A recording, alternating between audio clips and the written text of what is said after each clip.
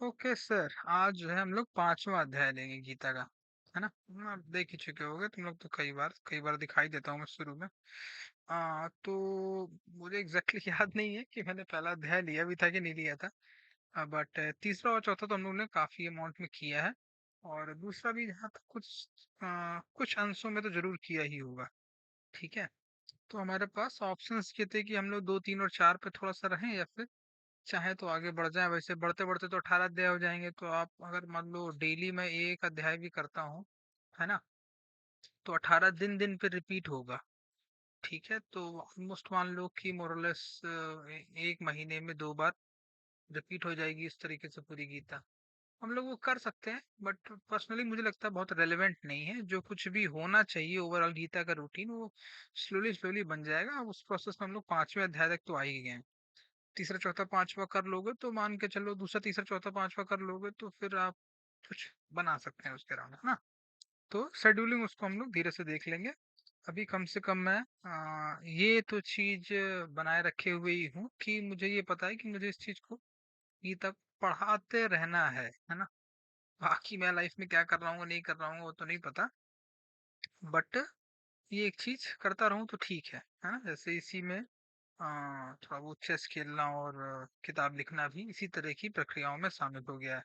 कुछ हद तक आप इसको नियम में रख सकते हो, जो मैं कल बता रहा था चौथे अध्याय में कि यम और नियम, है ना। यज्ञ जो बता रहे थे उसमें श्री कृष्ण की, सारे यज्ञ जो हैं उनको तुम शरीर मन और इंद्रियों की क्रियाओं से ही उत्पन्न होने वाले जानो, यानी कि उनको नियंत्रित और नियमित करने के लिए को ध्यान में रखते, उनको नियमित करने के पर्पस को ध्यान में रखते हुए फिर वो यज्ञ बनाए जाते हैं। कोई ना कोई यज्ञ बनाता ही है। आसमान से बादल के तौर पे तो टपके नहीं होंगे ऑब्वियसली, है ना। किसी ने सोचा होगा ना, अगर आग होती ही नहीं इस धरती पे, लकड़ियां होती ही नहीं, तो तुम्हें कोई कैसे बताता कि पहले ना ईंटें होती ही नहीं, तो कोई कैसे बताता पहले एक वेदी बनाओ, है ना। भाई उतनी बनाने के लिए भी एक मेजरमेंट होना चाहिए ना, किसी को गणित का ज्ञान होना चाहिए। ठीक है, तो इसमें कोई दो राय नहीं है कि वो सारी चीजें किसी न किसी ने बनाई ही थी। और मेरा जितनी समझ बनती है वो ऐसे होगी कि आप कुछ नियमों का फॉलो नहीं करते हैं, कुछ बनाते हो तो थोड़ा सा क्योस तरीके से सब चीजें हो रही होती हैं, है ना। जो हमारी चेतना है वो चीजों को व्यवस्थित रख पाती है, चीजों को उनकी सही जगह पर रख पाती है। ठीक है, जैसे मैं अपने अंदर देखता हूँ कि जब मैं थोड़ा सा ध्यान देता हूँ किसी जगह पे, जैसे अपने टेबल पे ही चाहे किसी भी जगह पे, तो फिर वहां पे चीजों को व्यवस्थित कर देता हूँ, अदरवाइज वो ढेर की तरीके पड़ी होती है। तो ये सारी बातें हैं। हम्म उस प्रोसेस में कुछ हद तक गणित पढ़ना भी शामिल हो सकता है। तो खैर, अर्जुन बोले, हे कृष्ण, आप कर्मों के संन्यास की और फिर कर्मयोग की प्रशंसा करते हैं, इसलिए इन दोनों में से जो मेरे लिए एक भली भांति निश्चित कल्याणकारक साधन हो उसको कहिए। अब पांचवें अध्याय तक आते आते अर्जुन के अब मन में प्रश्न क्या आ रहा है कि कर्म संन्यास ठीक है कि कर्म योग ठीक है ना। श्री कृष्ण हमेशा दो बातें कहते हुए दिखते हैं, मुझे मैं हो जाता हूँ कंफ्यूज, है ना। अर्जुन को हमेशा ये दिख, पहले कह रहे थे अगर आपको ज्ञान के कर्म के अपेक्षा ज्ञान श्रेष्ठ मान है तो हे हे ऋषिकेश, हे केशव, मुझे भयंकर कर्म में क्यों लगाते हैं। अब कह रहे हैं, हे कृष्ण, आप कर्मों का संन्यास की और फिर कर्मयोग की प्रशंसा करते हैं, इसलिए इन दोनों में से जो एक मेरे लिए भली भांति इसलिए इन दोनों में से जो एक मेरे लिए भली भांति निश्चित कल्याणकारक साधन हो उसको कहिए। ठीक है, फिर भगवान बोलेंगे, अच्छा ठीक है, हम समझ रहे हैं तुम्हारा दिक्कत कहाँ से आ रही है। श्री भगवान बोले, कर्म संन्यास और कर्म योग ये दोनों ही परम कल्याण के करने वाले हैं, परंतु उन दोनों में से भी कर्म संन्यास से कर्म योग साधन में सुगम होने से श्रेष्ठ है। ठीक है। हे अर्जुन, जो पुरुष न किसी से द्वेष करता है और न किसी की आकांक्षा करता है, वह कर्म योगी सदा सन्यासी ही समझने योग्य है, क्योंकि राग द्वेष आदि द्वंद्वों से रहित पुरुष सुख पूर्वक संसार बंधन से मुक्त हो जाता है। देखो, बहुत है ना, पते की बात बता दी उन्होंने। अध्याय 5 और तीसरा श्लोक।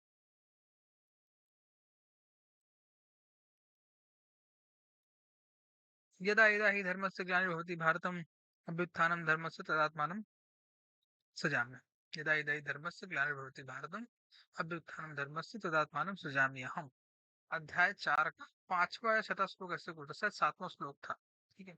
बहुत बार उद्धृत किया जाता है, जैसे कर्मण्येवाधिकारस्य मा फलेषु कदाचन मा कर्मफल हेतुर्भू मा ते संगोस्तु कर्मणि।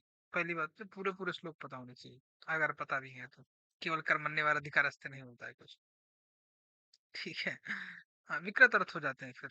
अ, बहुत ज़्यादा अ, आपको मुक्ति की आपकी आकांक्षा को पूरा नहीं कर पाएँगे, मुक्ति और शांति की आकांक्षा को और ऊँचाई की आकांक्षा को, एक्सीलेंस की आकांक्षा को फिर वो विकृत अर्थ पूरा नहीं कर सकता। विकृत अर्थ तो कोई भी बता सकता है, आप सुन सकते हैं, आप सुना भी सकते हैं भाई विकृत अर्थ 5 लोगों को, बट उससे आपकी मुक्ति, शांति और एक्सीलेंस और ऊँचाई की आकांक्षा जो है, चेतना की आकांक्षा पूरी नहीं होगी। हे अर्जुन, जो पुरुष ना किसी से द्वेष करता है और ना किसी की आकांक्षा करता है। देखो आकांक्षा में ही द्वेष शामिल होता है, द्वेष में ही आकांक्षा शामिल होती है ना? वह कर्मयोगी सदा सन्यासी समझने योग्य है, क्योंकि राग द्वेष आदि द्वंद्वों से जिसको समझ में आ रहा हो वो अपने मन में रखे मुझे क्या हो रहा है। है ना? आगे चलते हैं। तो क्योंकि राग द्वेष आदि द्वंद्वों से रहित पुरुष सुख पूर्वक संसार बंधन से मुक्त हो जाता है। हे पुरुष, जो पुरुष हे अर्जुन, जो पुरुष ना किसी से द्वेष करता है और ना किसी का, इससे ये बात समझ में आ रही है कि मैं जरूर किसी की आकांक्षा करता हूँ। हे अर्जुन, जो पुरुष न किसी से द्वेष करता है और न किसी की आकांक्षा करता है, वह कर्मयोगी सदा सन्यासी ही समझने योग्य है, क्योंकि राग द्वेष आदि द्वंद्वों से रहित पुरुष सुख पूर्वक संसार बंधन से मुक्त हो जाता है। संसार बंधन से मुक्त होना, राग द्वेष, सन्यासी समझने योग्य है, संसार का बंधन कर्मयोगी ही समझो। बात आ, इंद्रियों के तल पे तो है ही है, कर्मों के तल पे भी है, मन के तल पे भी है। राग और द्वेष तो कुछ हद तक मन में कुछ हद तक क्या मन की ज्यादा निशानी है ना। आपके चेहरे में तो लिखा नहीं कि हाँ आपको किसी के प्रति राग है, किसी के प्रति द्वेष है। उसका व्यवहार देख के समझ में आ जाएगा कि आपको किसके प्रति राग है और फिर किसके प्रति द्वेष है। किसी से राग है तो किसी से द्वेष होगा, किसी से द्वेष है तो किसी से राग भी होगा, है ना। और जहां से द्वेष होगा आप उससे बचना चाहेंगे, उससे बचने के लिए फिर आपके अंदर कुछ इच्छाएं अपने आप पैदा हो जाएंगी। ठीक है, तो थोड़ा सा इस जुड़ाव को किस तरीके से एक इच्छा दूसरी इच्छा को जन्म दे देती है ना, उसको समझना जरूरी होता है। बहुत ज्यादा डिटेल में नहीं जा रहा हूँ, बट थोड़ा सा ध्यान देने लायक चीजें है। देखिए कि आपके राग कहाँ है और द्वेष कहाँ है। आपने द्वेष को देखेंगे तो आपके राग दिख जाएंगे, आपके राग को देखेंगे आपके द्वेष दिख जाएंगे। उपर्युक्त संन्यास और कर्मयोग को मूर्ख लोग पृथक पृथक फल देने वाले कहते हैं। कर्म संन्यास और कर्मयोग को पृथक पृथक फल देने वाले कहते हैं, ना कि पंडित जन। जैसे ज्ञान योग हो, कर्म योग हो, कर्म संन्यास हो, कर्म योग हो, ज्ञान योग हो, ये सब है घुमा फिर फल तो सबका एक ही है, मुक्ति शांति ऊंचाई। ना कि पंडित जन, क्योंकि दोनों में से एक में भी सम्यक प्रकार से स्थित पुरुष दोनों के फल रूप परमात्मा को प्राप्त होता है। ज्ञान योगियों द्वारा जो परम धाम प्राप्त किया जाता है वही कर्म योगी द्वारा भी प्राप्त किया जाता है। इसलिए जो पुरुष ज्ञान योग और कर्म योग को फल रूप में एक देखता है वही यथार्थ देखता है। ऐसा लग रहा है यार ये मैंने एक बार किया हुआ है क्या, 5वां अध्याय। ऐसा लग रहा है एक बार पढ़ा हुआ सा लग रहा है। खैर। हम्म। वही कह रहे हैं ना, जो पुरुष ज्ञान योग और कर्म योग को फल रूप में एक देखता है वही यथार्थ देखता है, बिल्कुल सही बात है।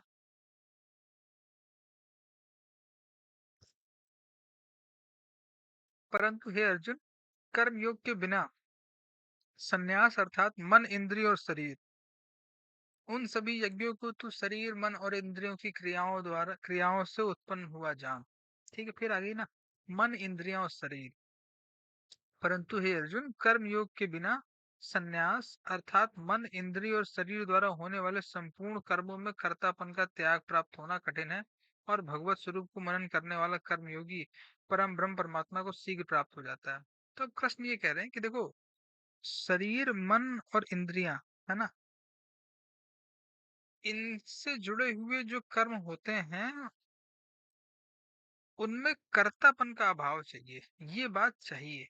लेकिन वे कह रहे हैं बिना कर्मयोग के ना ये हासिल होना कठिन है, कि मन में राग और द्वेष ना हो।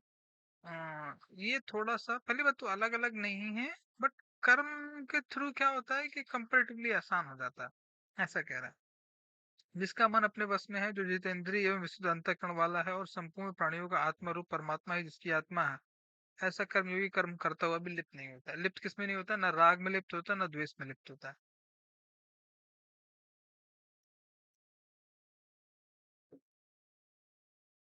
ठीक है भैया। बहुत ही अलग तरह की चाय थी। तत्व को जानने वाला सांख्य योगी तो देखता हुआ, सुनता हुआ, स्पर्श करता हुआ, सूंघता हुआ, भोजन करता हुआ, गमन करता हुआ, सोता हुआ, श्वास लेता हुआ, बोलता हुआ, त्यागता हुआ, ग्रहण करता हुआ तथा आंखों को खोलता और मूंदता हुआ भी सब इंद्रियां अपने अपने अर्थों में बरत रही हैं। इस प्रकार समझकर निस्संदेह ऐसा माने कि मैं कुछ भी नहीं करता हूँ। कर्तापन का भाव चाहिए।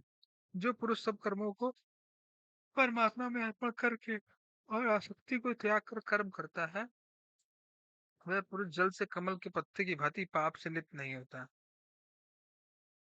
ठीक है।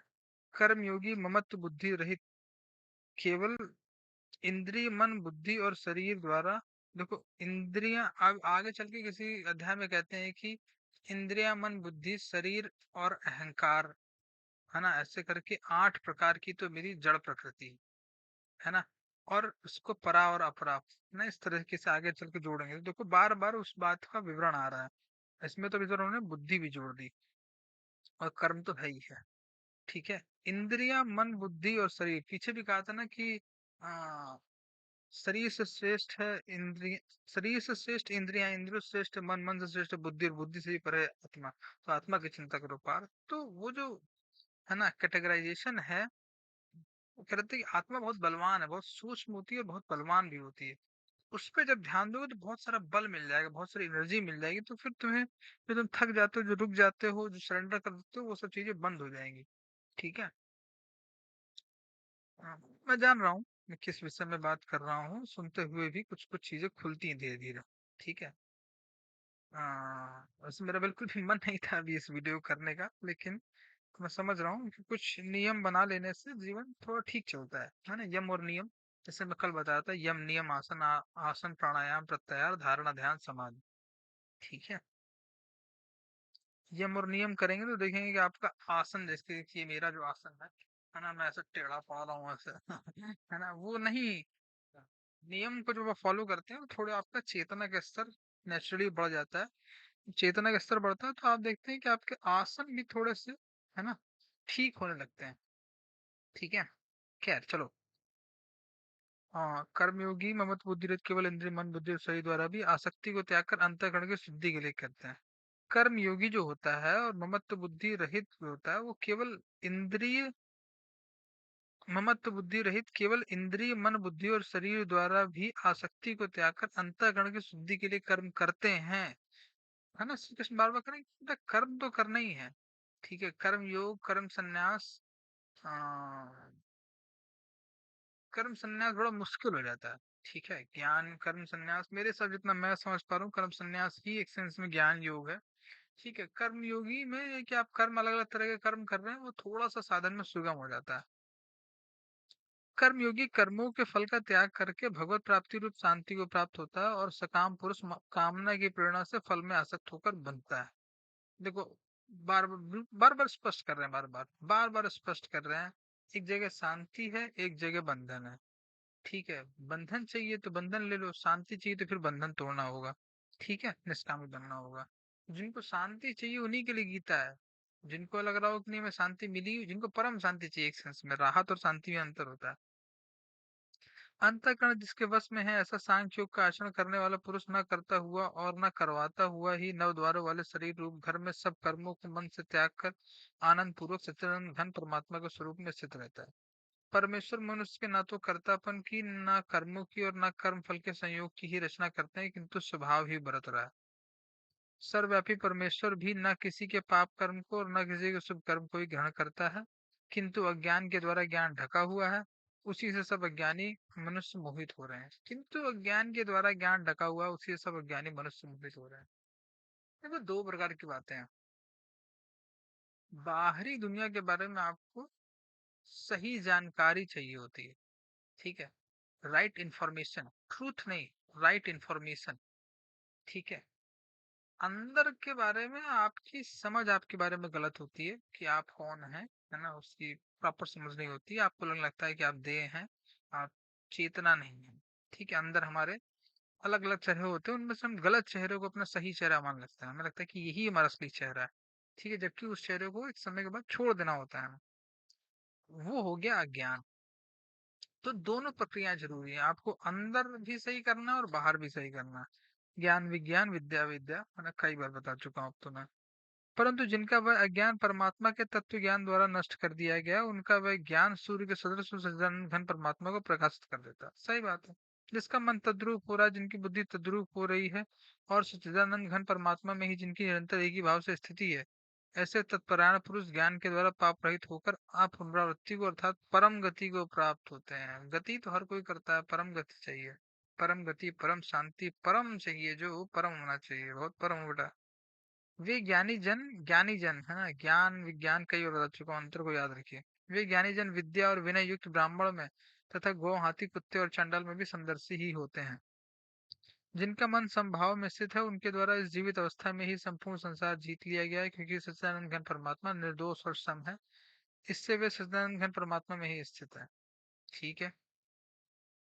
जो पुरुष प्रिय को प्राप्त होकर हर्षित नहीं हो और अप्रिय को प्राप्त होकर उद्विग्न न हो, वह स्थिर बुद्धि संशय रहित ब्रह्मवेत्ता पुरुष सच्चिदानंद घन परमात्मा परम ब्रह्म एक ही भाव से नित्य स्थित है। बाहर के विषयों में आसक्ति रहित अंतःकरण वाला साधक आत्मा में स्थित जो ध्यान जनित सात्विक आनंद है, उसको प्राप्त होता है। तदनंतर वह सच्चिदानंद घन परम ब्रह्म परमात्मा के ध्यान रूप योग में अभिन्न भाव से स्थित पुरुष अक्षय आनंद का अनुभव करता है।